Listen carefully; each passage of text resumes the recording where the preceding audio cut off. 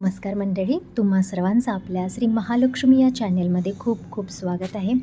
तर माझ्या प्रिय मैत्रिणींनो, वटपौर्णिमा हा सण जवळ येत आहे आणि 2-3 दिवसावरती झालेला आहे. तर या वटपौर्णिमेविषयी काही माहिती आपण बघणार आहोत. आणि हा जो वटपौर्णिमेचा सण असतो तो प्रत्येक महिलेसाठी अगदी खास असतो. खूप जवळचा असा सण मानला जातो आणि प्रत्येक महिला यांची आतुरतेने वाट पाहत असते. तर हिंदू धर्मात वटपौर्णिमा हा सण महिला मोठ्या उत्साहाने साजरा करत असतात. ज्येष्ठ महिन्यात येणारी पौर्णिमा हा दिवस वटपौर्णिमा म्हणून साजरा केला जातो. आपल्या पतीला उत्तम आयुष्य आणि आरोग्य लाभावं यासाठी हे व्रत करण्यात येतं. यात वडाच्या वृक्षाची जी आहे ती पूजा केली जाते. या दिवशी स्त्रिया वटवृक्षाची पूजा करून मला माझ्या पतीला चांगलं आयुष्य, चांगलं आरोग्य दे, हे लाभू दे, धनधान्य लाभू दे, मुलं बाळं, संसार आमचा सुखाचा होऊ देत, आमच्या संसारामध्ये भरभराटी येऊ देत, असं वटपौर्णिमेला गाऱ्हाणं घातलं जातं. वड हा वृक्ष दीर्घायुष्य असल्याने वृक्षाचे संवर्धन आणि जतन व्हावे या हेतूनेच या वृक्षाची पूजा आपण करत असतो. आणि ही जी कल्पना आहे ती भारतीय संस्कृतीने स्वीकारली आहे आणि ती परंपरा आज आपण सगळे चालवत आहोत. ज्येष्ठ शुद्ध त्रयोदशीपासून पौर्णिमेपर्यंत हे व्रत करायचं असतं. पण तरीही आपल्याला 3 दिवस हे व्रत करायला नाही जमलं तरी फक्त पौर्णिमेचा जो दिवस आहे त्या दिवशी आपण हे व्रत करायचं असतं.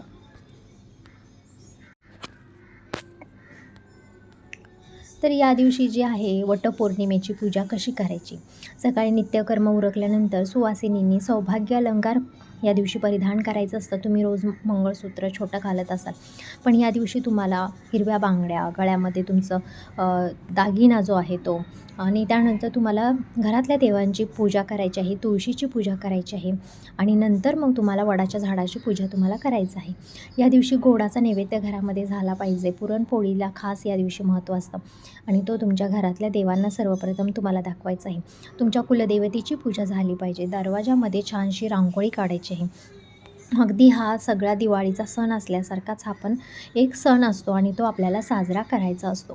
त्यानंतर ह्या सौभाग्याचा सण असल्यामुळे तुम्हाला सौभाग्यालंकार तुमचं जे आहे ते घालायचं आहे. छान अशी साडी वगैरे घालून, गजरा घालून तुम्हाला छानसं तयार व्हायचं आहे आणि वटसावित्री व्रताचा संकल्प तुम्हाला घ्यायचा आहे.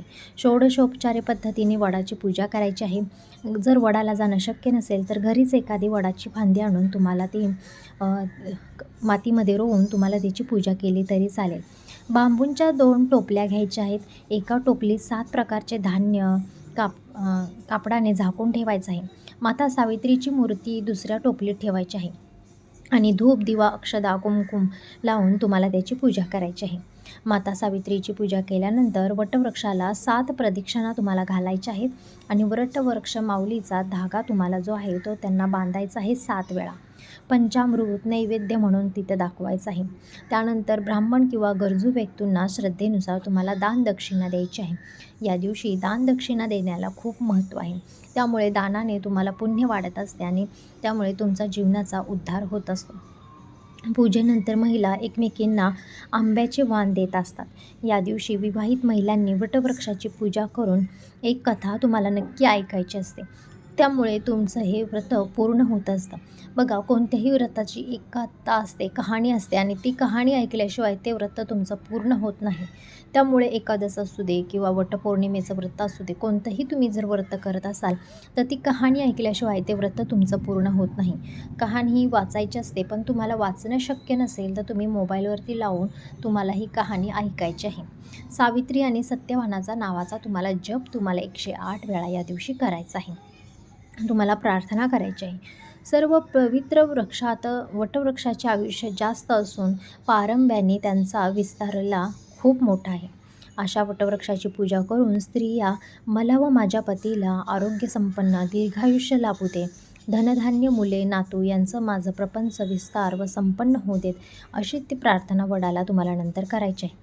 सावित्री ब्रह्मसावित्री सर्वदा प्रिय भाषिणी तेन सत्यमामा पाहि दुःख संसार सागरात, अवियोगी यथा देव सावित्र्य सहितस्य ते, अवियोगी तथाम्यं भूयात जन्मनि जन्मनि. वटमूले स्थितो ब्रह्मा वटमध्ये जनार्दन, वटांग्रे तू शिवे देव सावित्री वटसंस्थिता, अशी ही प्रार्थना केली जाते. वटपौर्णिमेचा विषय पौराणिक कथांवरती आधारित आहे. अनेक वर्षापूर्वी भद्र देशात अश्वपती नावाचा राजा राज्य करीत होता. त्याला सावित्री नावाची कन्या होती. सावित्री अतिशय सुंदर, नम्र व गुणी मुलगी होती. सावित्री उपवर झाल्यावर राजाने तिलाच आपला पती निवडण्याची परवानगी दिली. सावित्रीने सत्यवान नावाच्या राजकुमाराची निवड केली. सत्यवान हा शाल्व राजाचा धर्मसेन नावाचा अंध राजाचा मुलगा होता. शत्रूकडून हारल्यामुळे आपल्या राणी व मुलासहित राजा जंगलात राहत होता.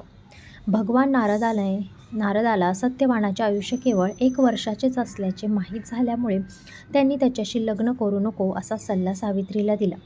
पण सावित्रीने ते मान्य केले नाही. तिने सत्यवानाशी विवाह केला व जंगलात येऊन ती नवऱ्याबरोबर सासू-सासऱ्यांची सेवा करू लागली. सत्यवानाचा मृत्यू जेव्हा 3 दिवसावर येऊन ठेपला तेव्हा तिने 3 दिवस उपवास करून सावित्री व्रत आरंभिले. सत्यवान जंगलात लाकडे तोडण्यास निघाला असता सावित्री त्याच्याबरोबर गेली. लाकडे तोडता तोडता त्याला घेरी आली व तो जमिनीवर पडला. यमधर्म तिथे आला व सत्यवानाचे प्राण नेऊ लागला. सावित्री यमाच्या मागे आपल्या पतीबरोबर जाऊ लागली. यमाने अनेक वेळा सावित्रीस परत जाण्यास सांगितले, पण तिने साफ नकारले व पतीबरोबर जाण्याचा हट्ट धरला. अखेर कंटाळून यमाने पतीला सोडून दिलं व तिला 3 वार मागण्यास सांगितले. सावित्रीने सासू-सासऱ्यांचे डोळे व राज्य परत मागितले व आपल्याला पुत्र व्हावा असा वर मागितला. यमराजाने गफलतीने तथास्तु म्हटले. तेव्हा त्याला वचनबद्ध झाल्याची आठवण झाली व सत्यवानाचे प्राण परत करावे लागले. सत्यवानाचे प्राण सावित्रीने वडाच्या झाडाखालीच परत मिळवले. म्हणून ज्येष्ठ महिन्यात पौर्णिमेला स्त्रिया वडाच्या झाडाची पूजा करून उपवास करतात व वटसावित्री व्रत आचरतात. तर अशा पद्धतीने ही वटसावित्रीची कथा आहे. तर वटसावित्री पूजेमध्ये महत्त्वाचं जे साहित्य आहे त्याची मी लिस्ट बनवलेली आहे ती तुम्हाला सांगत आहे. वटपौर्णिमेच्या पूजेसाठी तांब्याचा कलश, पंचामृत, चौरंग, पाट, फुले व दुर्वा, हिरव्या व लाल कलरचे एक वस्त्र, तुळशीपत्र, 5 नाणी, वटसावित्री पूजेचे पुस्तक, अष्टगंध, हळदी कुंकुम, 5 फळे, खडीसाखर, गूळ खोबऱ्याचे जी वाटी आहे ती, सुपाऱ्या, 25 वेड्याची पानं, तूप, 2 बदाम, 2 खारका, तामण, दूध, साखरेचे नैवेद्य, सूतबंडल, सुताचा जो धागा असतो तो. तर अशी होती ही पूजेचं साहित्य. त्यानंतर वडाच्या मुळाजवळ पुरुष सूक्तासह षोडशोपचारी अभिषेक करून पंचोपचाराने पूजा करायची, आरती करायची. या दिवशी सुवासिनींचा उपवास असतो तो करायचा आहे आणि दुसऱ्या दिवशी सकाळी 10 नंतर उपवास तुम्हाला सोडायचा असतो. वडाला हळद कुंकू वाहून आंबे आणि पैसे वडापुढे ठेवून नमस्कार करायचा आहे. 1 आंबा आणि 1 पैशाचं नाणं तुम्हाला वडासमोर ठेवून नमस्कार करायचा आहे. आणि वडाची जी पूजा आहे ती तुम्हाला अशा प्रकारे करायची आहे. तर उपवास आहे या दिवशी फराळाच्या थाळीत तुम्हाला वरीचे तांदूळ किंवा आपले जे राजगिऱ्याचं थालीपीठ असेल, काकडी, कोशिंबीर, भोपळ्याची किंवा बटाट्याची बिना तिखट टाकता भाजी किंवा डाळिंब, केळं, पपई, दूध अशा पद्धतीने तुम्हाला उपवास करायचा आहे. दही वगैरे तुम्ही खिचडी, दही खाऊ शकता. अशा पद्धतीने उपवास झाल्यानंतर तुम्हाला वडाच्या झाडाची पूजेचा उपवास या दिवशी करायचा असतो. आणि तर अशा पद्धतीने वटपौर्णिमेची पूजा करून आपल्या सौभाग्याचं लेणं आपल्याला मागायचं असतं. तर व्हिडिओ आवडला असेल तर नक्की लाईक, शेअर आणि सबस्क्राईब करा.